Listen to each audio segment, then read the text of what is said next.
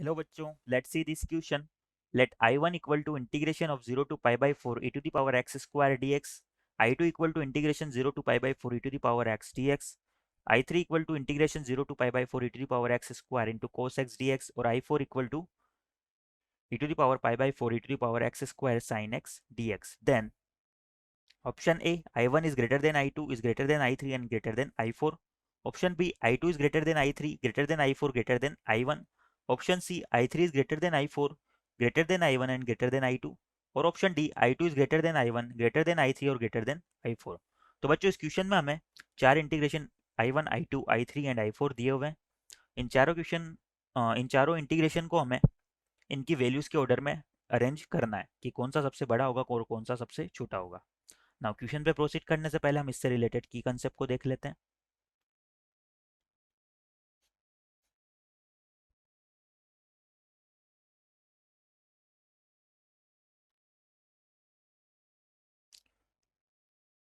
तो बच्चों अगर हम बात करें कि हमारा x जो है, if x is belongs to 0 to 1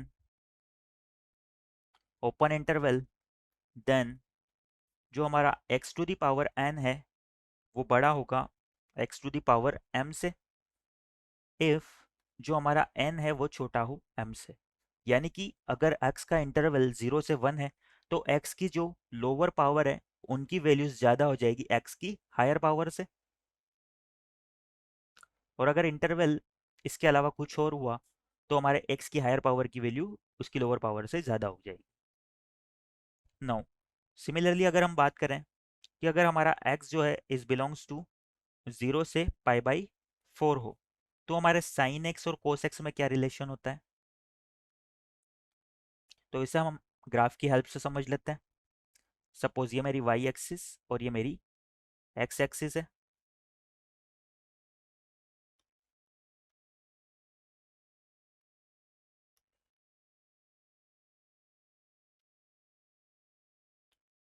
हमें ग्राफ को इंटरवल 0 से पाई बाई 4 में ही ड्रॉ करना है. तो सबसे पहले हम कोस x का ग्राफ अगर ड्रॉ करें तो कोस 0 जो होता है वो 1 के इक्वल होता है, और ये पाई बाई 4 पर 1/√2 लेकर पाई बाई 2 पर अपनी वैल्यू को 0 कर देता है. ये हमारा कोस x का ग्राफ हो जाएगा.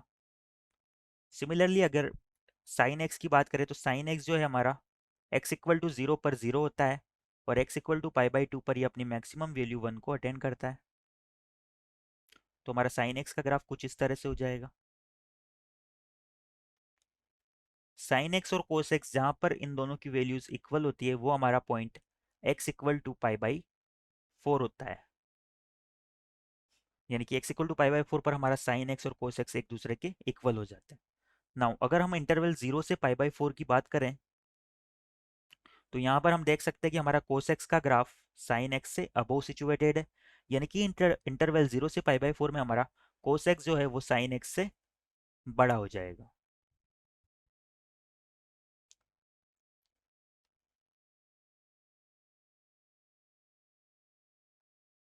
इन दोनों कॉन्सेप्ट को माइंड में रखते हुए हम हमारे क्वेश्चन की तरफ आगे प्रोसीड करते हैं.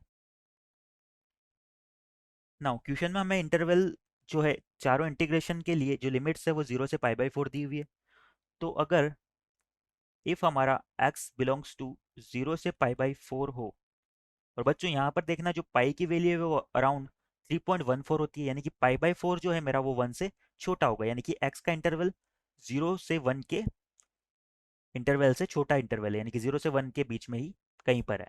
तो अगर x बिलोंग्स टू हमारा 0 टू पाई बाई 4 है तो हम लिख सकते हैं कि जो हमारा x है वो क्या होगा, ग्रेटर देन एक्स स्क्वायर होगा.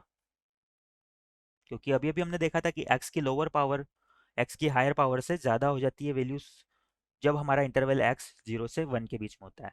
सिमिलरली अगर हमारा x greater than x square है तो हम लिख सकते हैं कि हमारा e to the power x भी क्या होगा, greater than x e to the power x square होगा, for all x belongs to 0 से pi by 4.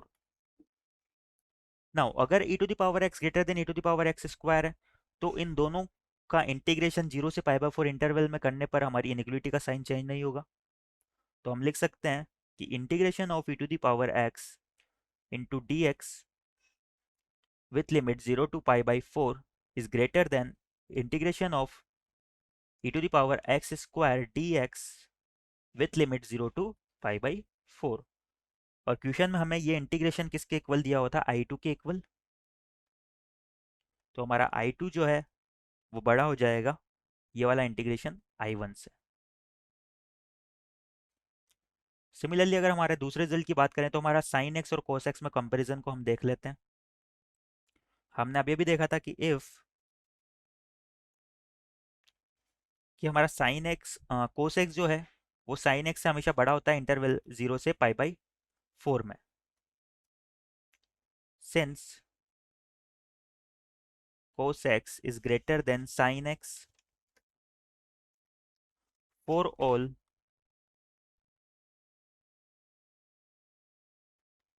x belongs to 0 to pi by 4। अगर हमारा cos x sin x से बड़ा है तो हम क्या करते हैं, इन दोनों साइड में हम e to the power x square से मल्टीप्लाई कर देते हैं। अगर हम e to the power x square से दोनों साइड मल्टीप्लाई करेंगे तो इनइक्वालिटी पे कोई भी चेंज नहीं आएगा, क्योंकि e to the power x square एक क्या होगा, पॉजिटिव वैल्यू देगा। तो हम यहाँ से हम लिख सकते हैं कि e to the power x square cos x greater than e to the power x square sin x for all x belongs to 0 to pi by 4। Now अगर e to the power x square cos x greater than है e to the power x square sin x है for all x belongs to 0 to pi by 4, तो हम इन दोनों side integrate कर देते हैं limit 0 से 4 के रेस्पेक्ट में, तो हमारी इनइक्वालिटी का साइन चेंज नहीं होगा। देयरफॉर हम लिख सकते हैं कि integration of 0 to pi by 4 e to the power x square cos x dx मेरा बड़ा हो जाएगा किससे, integration of 0 to pi by 4 e to the power x square sine x d x से। और क्वेश्चन में हमें ये वाला जो इंटीग्रेशन है ये i3 के इक्वल दिया हुआ है, तो यहाँ से हमारा i3 जो है वो ग्रेटर देन आ जाएगा किससे, ये वाला इंटीग्रेशन i4 से।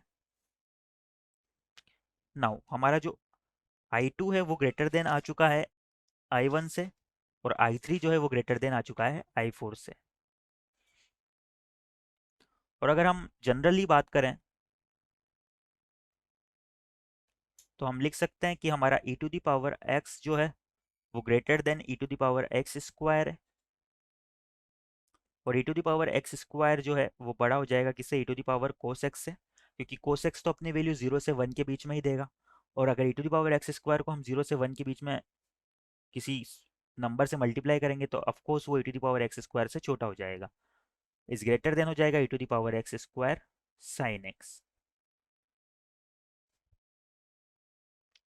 For all x belongs to 0 to pi by 4, ये इंटरवल का हमें ध्यान रखना है कि ये 0 से पाई बाई 4 इंटरवल में ही ट्रू हो रहे हैं। तो यहाँ पर हम लिख सकते हैं अगर इन सभी का हम इंटीग्रेट कर देंगे x के रेस्पेक्ट में तो हमें इंटीग्रेशन मिल जाएंगे कि i2 जो है हमारा बड़ा हो जाएगा i1 से, यहाँ से हमारा आ जाएगा i3 is greater than i4। Now यही हमारा क्या हो जाएगा फाइनल आंसर। तो इस एक बार हमारे ऑप्शन देख लेते हैं हम। तो इस क्वेश्चन के रिगार्डिंग हमारा option D i2 is greater than i1 greater than i3 and greater than i4 correct हो जाएगा।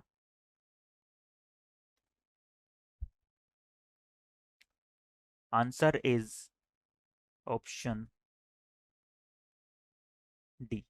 I hope you understand it well, best of luck.